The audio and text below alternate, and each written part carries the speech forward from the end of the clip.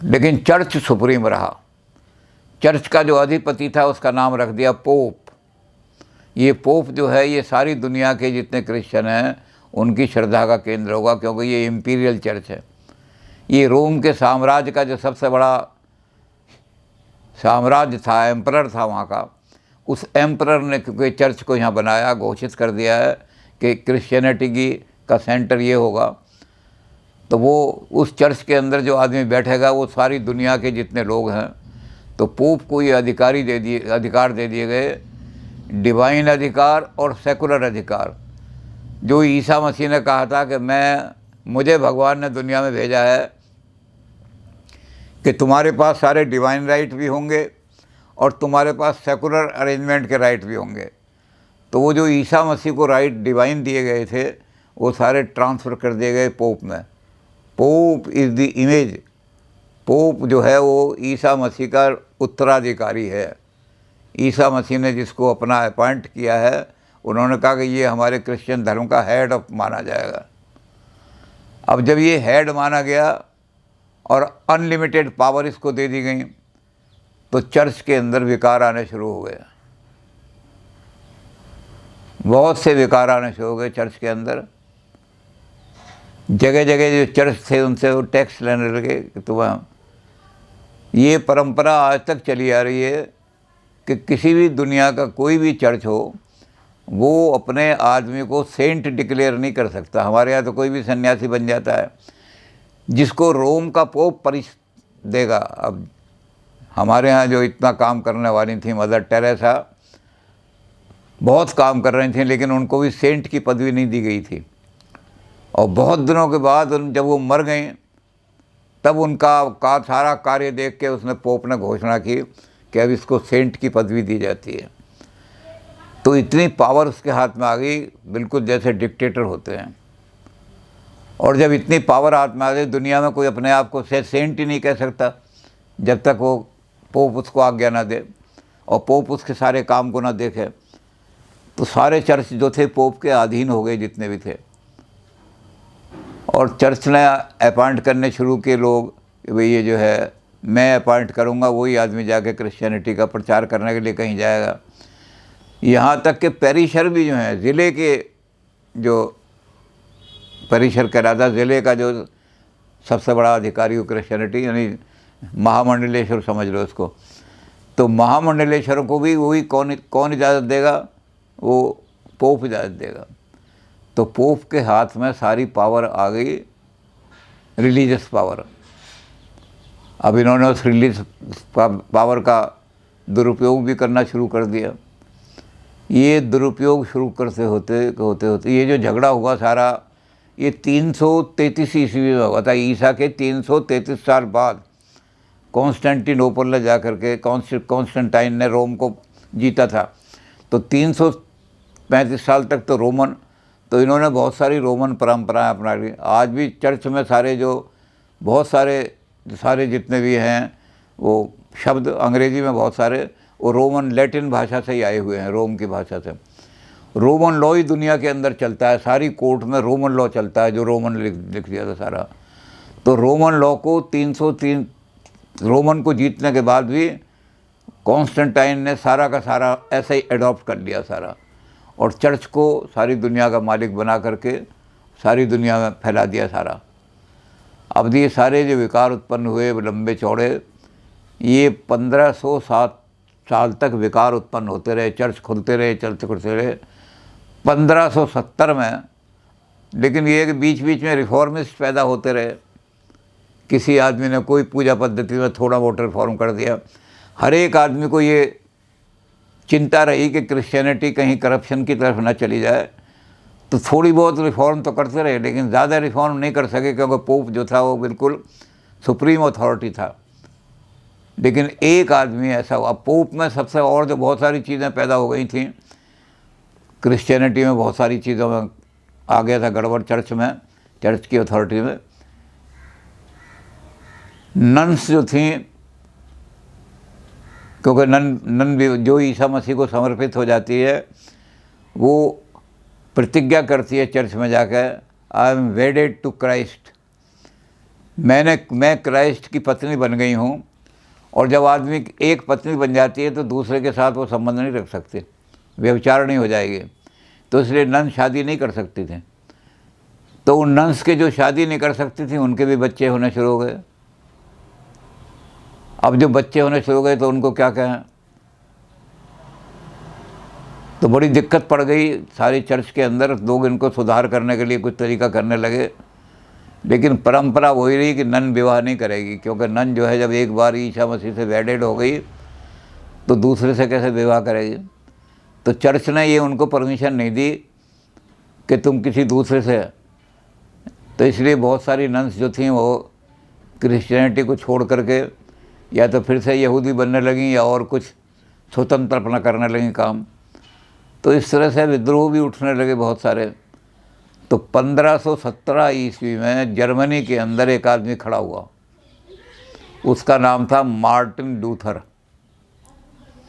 सबसे पहली जो आवाज़ उठाई मार्टिन लूथर ने, वो इस बात पे उठाई कि चर्च के अंदर रिजर्वेशन की जो पॉलिसी है, जिसको कहते हैं एलिमनी, एलिमनी की जो पॉलिसी है ये बिल्कुल करप्शन का अड्डा है।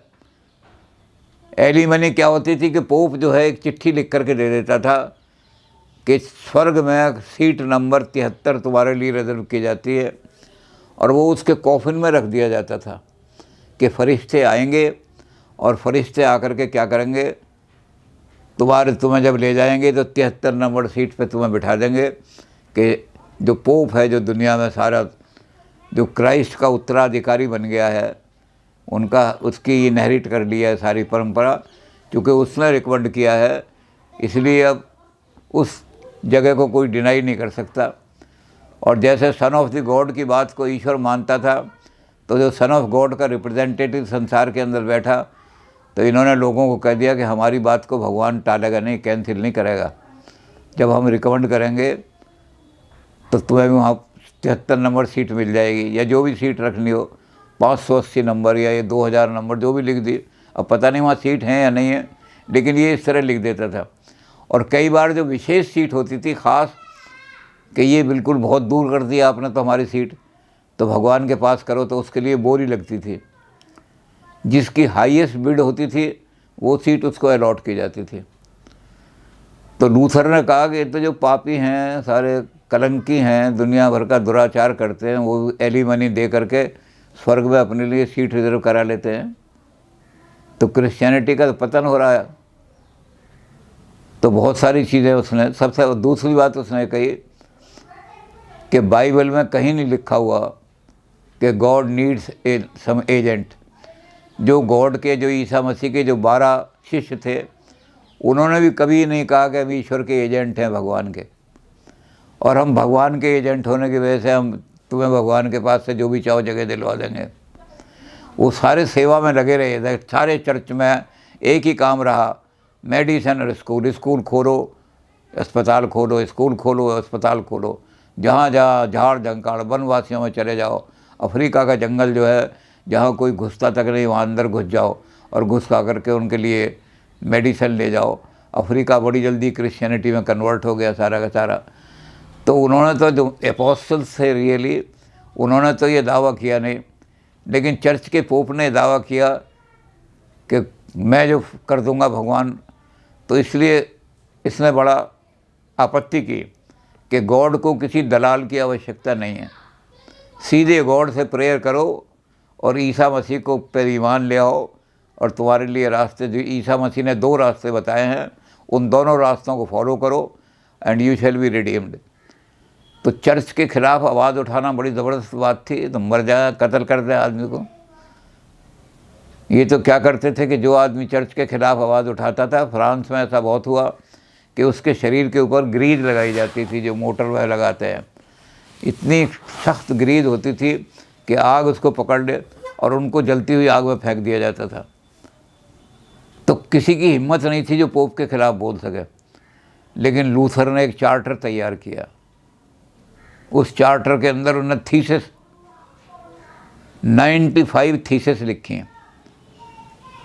95 इल्ज़ाम, आरोप लगाए चर्च के ऊपर कि हम चर्च को नहीं मानेंगे, हम सीधे ईसा मसीह को मानेंगे। हमें किसी दलाल की ज़रूरत नहीं है। तो अथॉरिटी ऑफ चर्च के खिलाफ उनने 95 थीसिस लिख करके, यानी 95 आरोप लगा करके, और जर्मनी का जो सेंट्रल चर्च था, जो स्टेट का चर्च था, उस पर जाके ठोक दिए, जाके टांग दिए कि इनका उत्तर दे पोप, तब तो हम रोम को मानेंगे, नहीं तो हम रोम के चर्च को नहीं मानेंगे। हम जर्मनी में अपना नया चर्च खड़ा, और उस चर्च का नाम रख दिया प्रोटेस्टेंट। हमने चूँकि प्रोटेस्ट किया है, इसलिए हमारा जो चर्च होगा, जर्मनी का जो चर्च होगा, ये रोम के चर्च से अलग होगा। इसमें वो पावर नहीं होंगी पोप को, जो पोप को वहाँ अनलिमिटेड पावर है। इसमें वो पावर होंगी कि ईसाइयत को प्योर और शुद्ध रूप से कैसे दुनिया के अंदर प्रचार किया जाए।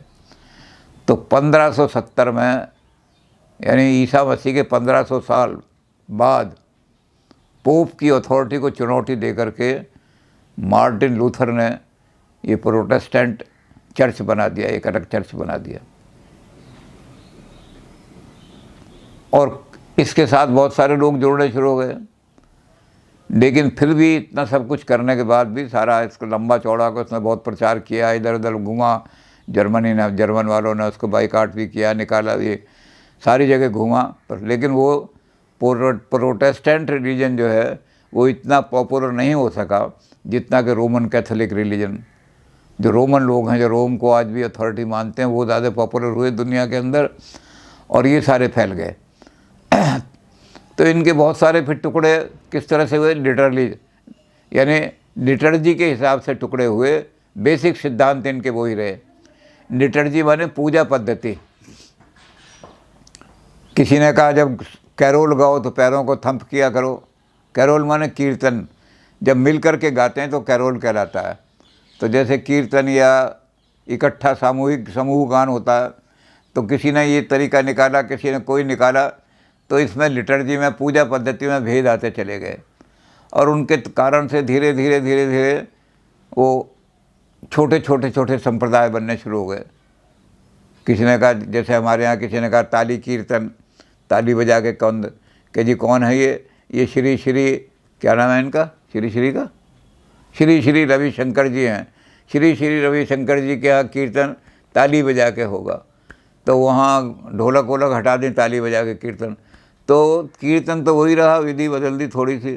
तो ऐसे ही क्रिश्चियनिटी में बहुत सारे छोटे छोटे संप्रदाय पैदा शुरू हो गए, लेकिन मेजर संप्रदाय 3 ही हैं।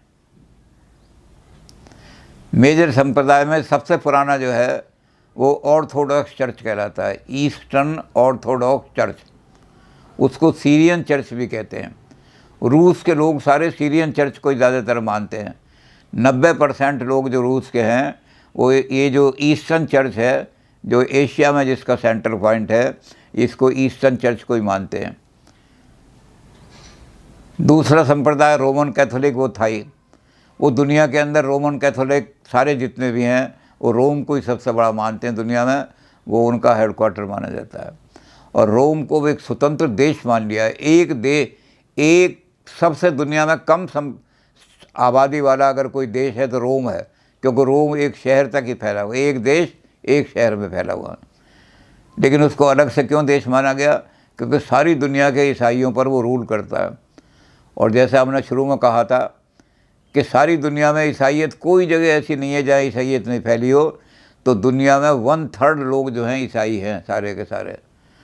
तो रोमन कैथोलिक आदमी जो हैं दुनिया के, आज भी वो रोम को ही अपना सबसे बड़ा चर्च मानते हैं। तो ये हैं रोमन कैथोलिक आदमी।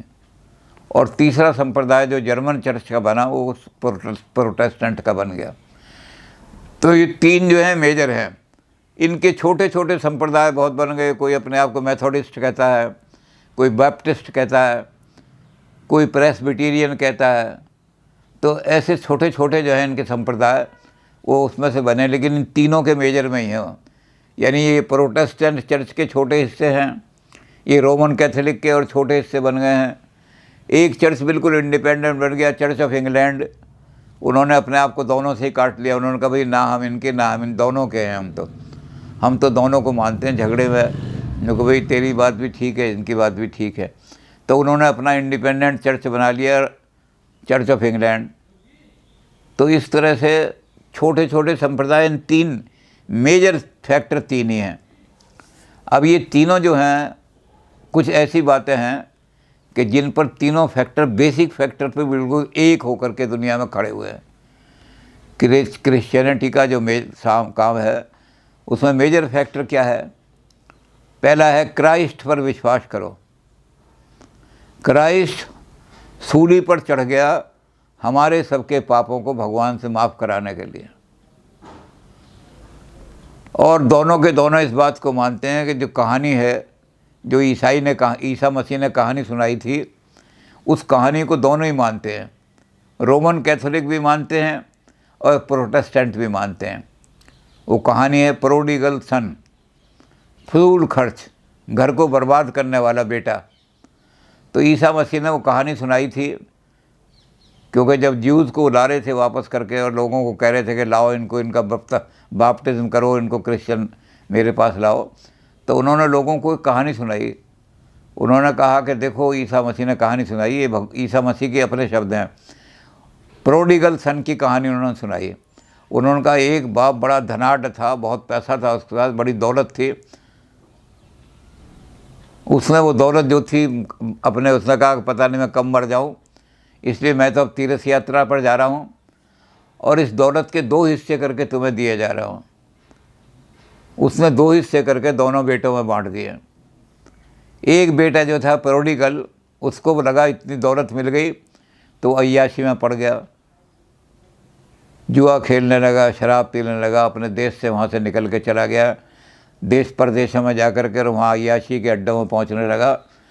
ख़ास तौर से उसका धन जो था हार्लॉर्ड्स, वेश्याओं ने लूट लिया उसका धन। और वेश्याओं ने जब उसका धन लूट लिया, जब उसके पास कुछ नहीं रहा, तो वेश्या के पास अगर खाली हाथ जाए तो धक्के मार के निकाल देती है। तो हर जगह उसको धक्के ही धक्के मिले, रोटी भी देने वाला कोई नहीं मिला। तो क्या करता था, वो कूड़ेदान पर बैठ जाता था और पील यानी फलों के जो छिलके होते हैं जिनको लोग कूड़े में फेंकते हैं, उन फलों के छिलके को खा खा करके वो गुजारा करने लगा। कुछ नहीं मिलता था उसको। तो ऐसी हालत में जिनको उसने सारा रुपया लुटाया था, तो जैसे हमारे यहाँ चिंतामणि ने सूरदास को धक्के मार के निकाल दिया था कि खाली हाथ आया मेरे घर, कोई मरने के लिए आया, 13वीं में आया कोई यहाँ। तो जिस दिन ये सूरदास जी का सारा हुआ, तो ऐसे ही वहाँ हुआ कि हार्लॉर्ड्स जो थी वो, उन्होंने इसको धक्के दे के ऐसे निकाल दिया कि रोटी भी नहीं देती थी इसको, सारा माल इसका लूट लिया।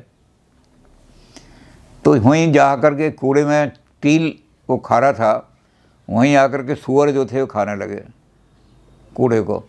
और सूअर जो थे उन्होंने इसके मुंह हाथ वाथ जो मारे तो इसके हाथ पैरों में बड़ा दर्द हो गया। तो इसने कहा मुझे पील भी नहीं मिले, छिलके भी नहीं मिले, सूअर आ जाते हैं खाने के लिए, तो अब मैं कहाँ जाऊँ।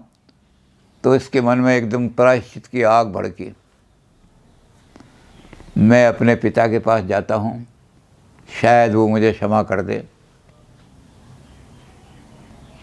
तो ये सोच करके वहाँ जहाँ विदेश में धक्के खा रहा था वहाँ से लौट करके आया।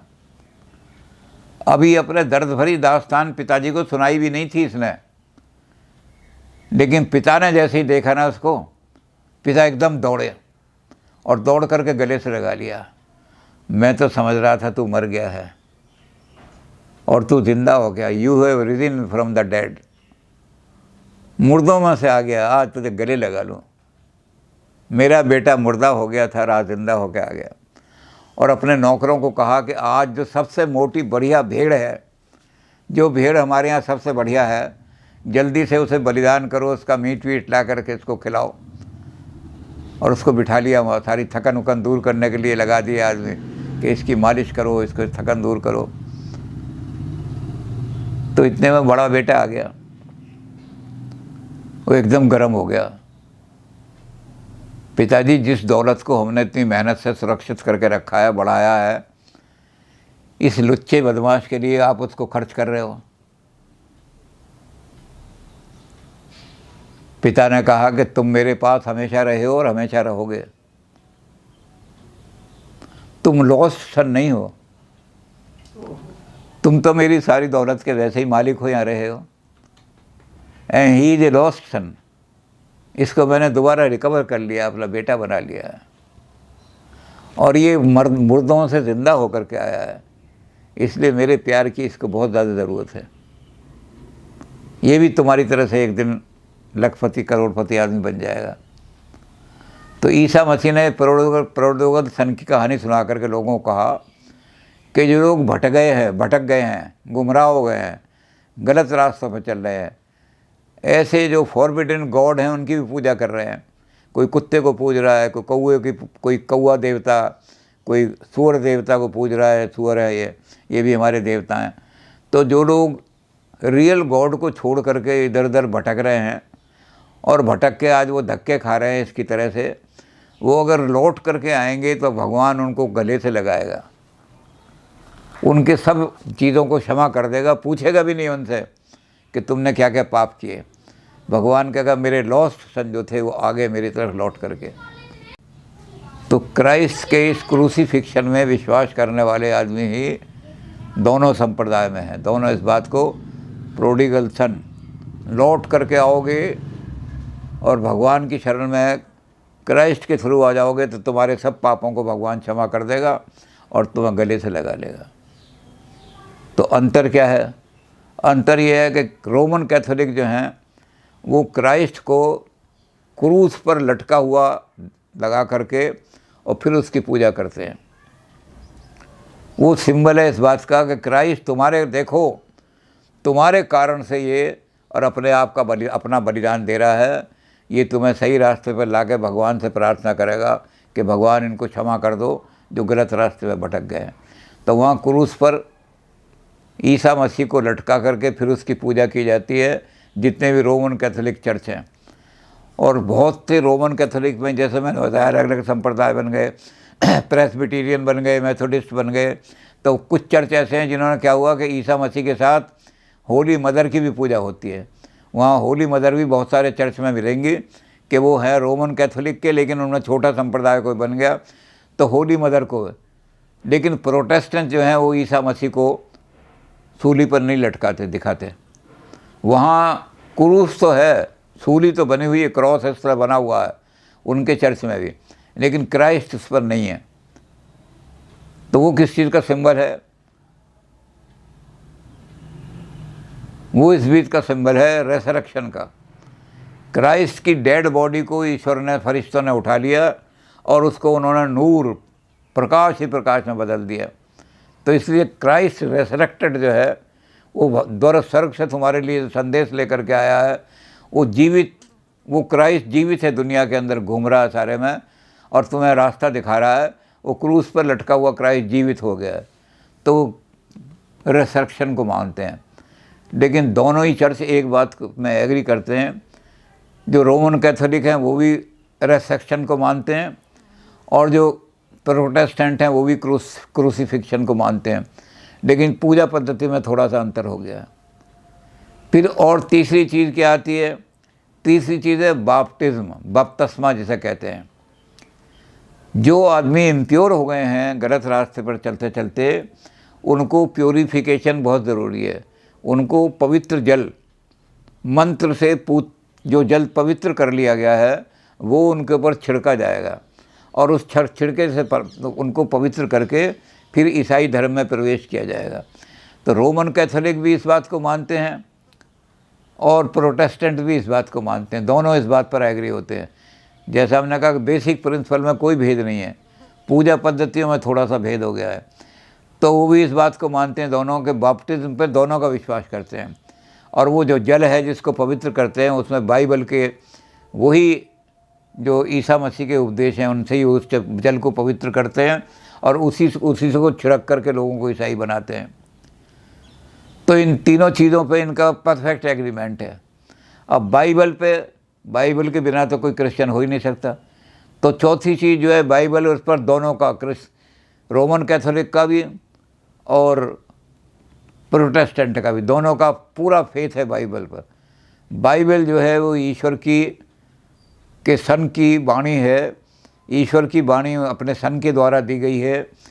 और बाइबल के जो दो हिस्से हैं, ओल्ड टेस्टामेंट और न्यू टेस्टामेंट, उन दोनों में विश्वास करते हैं।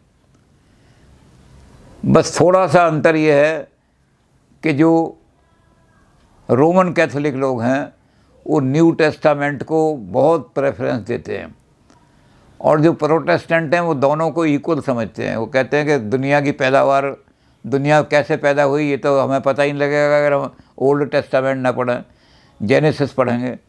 फिर ईसाई रिलीजन जो है वो सबसे ज़्यादा परसिक्यूट हुआ है। शुरू में इनको एक्सोडस के हेब्रियूज, इनको यहूदियों को कितना मारा और इजिप्ट वाले इनको ले गए, अपना गुलाम बना बना के रखा। और बाद में रोमन्स तो क्रिश्चियनिटी ने हमें कितना परसिक्यूट होकर के जुल्म सहना सिखाया है, अत्याचार सहना सिखाया है। जितने अत्याचार क्रिश्चियनिटी पर हुए इतने किसी पर नहीं। तो इन क्रिश्चियनिटी की जो है कि अत्याचारों को सहो फिर भी सहन करने की शक्ति पैदा करो। एक दिन ये होगा कि दुनिया ये कहेगी कि जो जालिम हैं उनको ख़त्म कर देगी दुनिया, और तुम्हारे साथ आ जाएगी मजलूम के साथ जिनके पर अत्याचार। दुनिया ऑटोमेटिकली क्रिश्चियनिटी के साथ आएगी कि ये वो लोग हैं जिन्होंने हर तरह के अत्याचार से है। तो इसलिए प्रोटेस्टेंट दोनों को इक्वल इम्पोर्टेंस देते हैं। ये थोड़ा, लेकिन बाइबल में दोनों का फेथ है। अब एक चीज़ और है जिसमें दोनों का फेथ है, वो चीज़ है यूक्रिस्ट। यूक्रिस्ट का मतलब होता है एक ऐसा त्यौहार होता है जिसको कहते हैं हम कम्युनियन मील, इकट्ठे होकर के सहभोज करना। और वो सहभोज क्या करते हैं, उसको कहते हैं लास्ट सुपर। बलिदान होने से पहले ईसा मसीह ने जो अंतिम सुपर किया था, सुपर होता है लेट नाइट का भोजन, तो लेट नाइट में भोजन किया था। उन्होंने सबको बुला करके एक कम्युनियन भोज किया था इकट्ठे होकर के सारे, और उसमें उन्होंने कहा था कि जब मैं फांसी पे चढ़ जाऊंगा और ये मुझे मार देंगे तो मेरे शरीर के जो टुकड़े हैं वो ब्रेड के रूप में कन्वर्ट हो जाएंगे, और मेरा जो खून गिरेगा वो वहाँ से अंगूर पैदा होंगे, बड़े बढ़िया अंगूर पैदा होंगे जिनकी वाइन दुनिया की सबसे बढ़िया वाइन बनेगी और सबसे महंगी वाइन बनेगी। तो वो उस दिन, वो आज भी डबल रोटी और वाइन ही सर्व करते हैं उस दिन। दोनों प्रोटेस्टेंट भी उसको मनाते हैं और क्रिश्चियन और कैथोलिक भी मनाते हैं। इसको कहते हैं यूक्रिस्ट का त्यौहार। ये बहुत इम्पोर्टेंट त्यौहार है क्योंकि ईसा मसीह ने बलिदान से पहले अंतिम खाना खाया था, अंतिम भोजन किया था, और उसके बाद वो बलिदान हो गए थे। तो अंतिम भोजन के समय जब उन्होंने किया था, तो आज भी यूक्रिस्ट में क्या होता है कि ब्रेड और वाइन ही सर्व की जाती है, और कम्युनियन सारे लोगों को इकट्ठा करके, जितने हैं वो जहाँ जहाँ जितने हों, कोई ईसाइयों की बस्ती है तो सारे लोग इसमें हिस्सा लेते हैं कि कोई ऐसा ईसाई नहीं होगा जो यूक्रिस्ट में भाग न लेता हो। तो सारे के सारे जहाँ बड़े बड़े कम्युनिटी डिनर होते हैं, तो इन सब में इनका हिस्सा है सारे के सारे। तो कम्युनिटी डिनर को भी मानते हैं पाँचवीं चीज़। छठी चीज़ क्या मानते हैं ये? छठी चीज़ मानते हैं यूनिवर्सल चर्च। सारे क्रिश्चियंस का जो है वो एक कोई ऐसा जगह होनी चाहिए जहाँ सारे मिल कर के खड़े हो सकें। तो यूनिवर्सल चर्च में भी उन सब का विश्वास है। तो इन चीज़ों पर इन सब का एक विश्वास है। इसलिए जब ये इकट्ठे होते हैं कम्युनियन के मौके पे, वो जो यूक्रिस्ट का त्यौहार है, जब इकट्ठे होते हैं तो वहाँ एक गाना इनके यहाँ गाया जाता है, we are not divided, one body are we, one in hope and one in doctrine and one in charity. हम डिवाइडेड नहीं हैं, हम इकट्ठे हैं सारे क्रिश्चियन। किस चीज़ में इकट्ठे हैं? One in hope. Isa Masih हमें दुनिया के पापों से छुड़ाने के लिए आया है और हमारी दुनिया के सारे पापों से हमें क्षमा करा के मुक्त करा देगा। एक होप है, ऐसा दिन है कि एक दिन सारे हम लोग जो हैं सेंट बन जाएंगे, दुनिया पर ईश्वर का राज हो जाएगा। तो वन इन होप, चाहे प्रोटेस्टेंट हो, चाहे ईस्टर्न चर्च हो, चाहे रोमन कैथोलिक हो, हम एक ही बात में मानते हैं, वन इन होप। क्राइस्ट हमारा रिडीमर है, ही इज़ अवर रिडीमर। और वो रिडीमर जो है हमारा, वो एक दिन सारी दुनिया में जब ईश्वर का राज करेगा तो हमें सब पापों से मुक्त करा करके and one in doctrine. Doctrine क्या है? शैल उपदेश। ईसा मसीह ने जो 7 उपदेश दिए, और ईसा मसीह ने जो अपने जो चेले थे, जो 11-12 चेले थे, उनके एपोस्टल्स थे, उनको जो उपदेश दिया। अब ईसाई जो हैं वो कोई भी, चाहे कैथोलिक हो, चाहे ईस्टर्न चर्च हो, चाहे वो प्रोटेस्टेंट हो, वो ईसा मसीह के वचनों को मानते हैं बिल्कुल कि ये सारे के सारे। तो डॉक्ट्रिन में भी हम एक ही हैं, और होप में भी एक ही हैं कि ईसा मसीह हमारी होप है। असली अंतिम हमारी जो होप है, सारी दुनिया की निराशा से बचाने वाला एक ही होप है, इसको हम मानते हैं। And one in charity. Charity में जैसे ईसा मसीह ने कहा था कि चर्च का काम है जो दुखी हैं, रोगी हैं, इलिटरेट हैं, उनको जाकर के ज्ञान बांटो, उनको जाकर दवाइयाँ बांटो, और इस काम के लिए चैरिटी दो, और किसी काम के लिए चैरिटी नहीं। तो हम चैरिटी में ही बने हैं। कहाँ ज़रूरत पड़ रही है किसी को चर्च की, तो हम ये नहीं देखेंगे। हम रोमन कैथोलिक वाले चर्च को भी, अगर रोमन कैथोलिक वाले वहाँ पैसा नहीं भेज पा रहे और हमारा कोई प्रोटेस्टेंट चर्च वहाँ है, तो वो चैरिटी के नाम पर उनको दे देगा। क्या कर रहे हो? कहते हैं हम स्कूल खोलना चाहते हैं, चलो स्कूल खोल लो। तो वन इन चैरिटी, तो ये गाना गाया जाता है जब यूकरिस्ट का त्यौहार होता है, तो सारे ईसाई मिल करके इस गाने को गाते हैं।